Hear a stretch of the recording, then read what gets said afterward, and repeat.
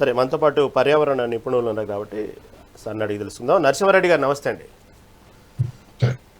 నరసింహారెడ్డి గారు, మీకున్న ఇన్ఫర్మేషన్ బట్టి వాస్తవంగా ఈ పర్యావరణానికి సంబంధించినటువంటి విషయంలో ఎక్కడ లోపం జరిగింది? కొంతమంది కొన్ని రకాలుగా చెప్తా ఉన్నారు, ఇది ప్రకృతికి సంబంధించినటువంటి విషయం కాబట్టి మీరు కొంత అవగాహన ఉంది కాబట్టి చెప్పగలుగుతారు. ఏంది ఇది ప్రధాన కారణం ఏంటి ఇంత ఆకస్మికంగా వరదలు రావటానికి? మొట్టమొదట మనము ఈ ప్రకృతి వైపరీత్యాలు ఎప్పటి నుంచో జరుగుతున్నాయి. కానీ వాటి యొక్క తీవ్రత కానీ, వాటి యొక్క టైమింగ్ కానీ, అంటే అకస్మాత్తుగా జరగడము, చాలా పెద్ద ఎత్తున జరగడం అనేది వాతావరణ మార్పుల నేపథ్యంలో జరుగుతూ వస్తుంది. అది ప్రపంచవ్యాప్తంగా అన్ని రకాల ప్రకృతి వైపరీత్యాలు ఇదే పరిస్థితి.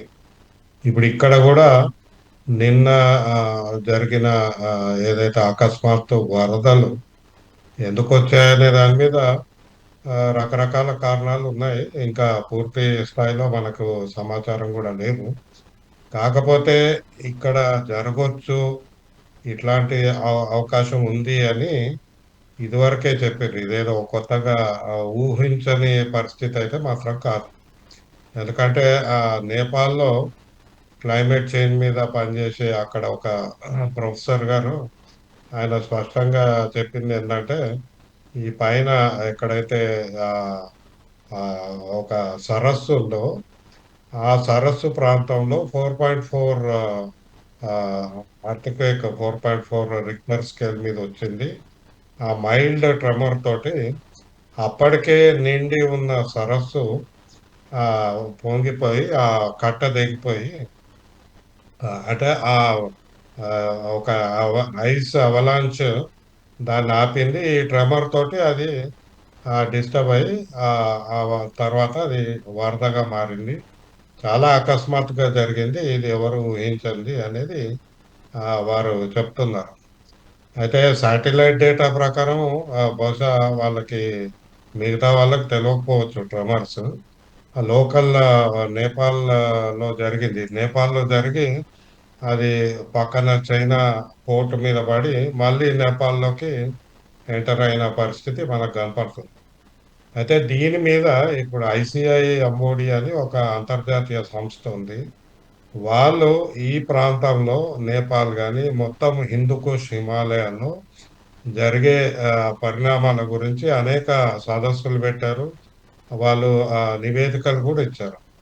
వాళ్ళ ఇదివరకు ఇచ్చిన నివేదిక ప్రకారము, తర్వాత ఈ మధ్య వచ్చిన అంచనాల ప్రకారము ఇక్కడ ఇట్లాంటి అంటే జిఎల్ఓఎఫ్ అంటారు, glacial lake out burst flood అని. అంటే ఒక పైన ఎక్కడో సరస్సు పొంగిపోయి అది ఒక ఉత్పాతంగా మారుతుంది అనేది ఇది ఇట్లాంటి ఈవెంట్స్ జరుగుతాయని ఊహిస్తున్నారు. అయితే మనకు ఒక 15 ఏళ్ల క్రితము ఇది ఎప్పుడో 5-6 ఏళ్ళకొకటి అయ్యే పరిస్థితి ఉండేది. ఇప్పుడు ఈ ఒక సంవత్సరణ కాలంలోనే హిందూకుష్ హిమాలయాల్లో అంటే మొత్తం హిమాలయ ప్రాంతం పాకిస్తాన్, ఆఫ్ఘనిస్తాన్, మనం చైనా వరకు తీసుకుంటే ఈ సంవత్సర కాలంలోనే 3 ఈవెంట్స్ జరిగినాయి ఇట్లాంటి.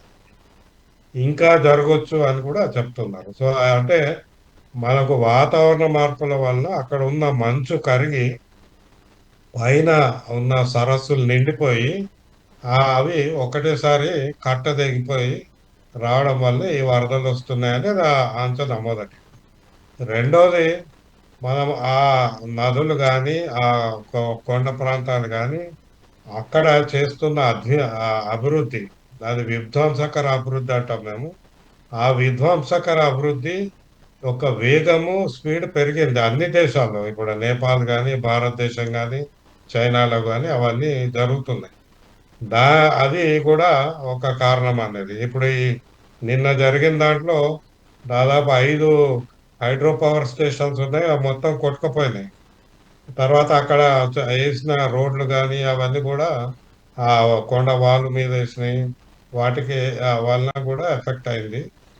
మూడోది చైనా ఫ్యాక్టర్. ఇప్పుడు చైనా అక్కడ ఒక నది మీద ఇప్పుడు చాలా పెద్ద ఆనకట్ట కడుతున్నారు.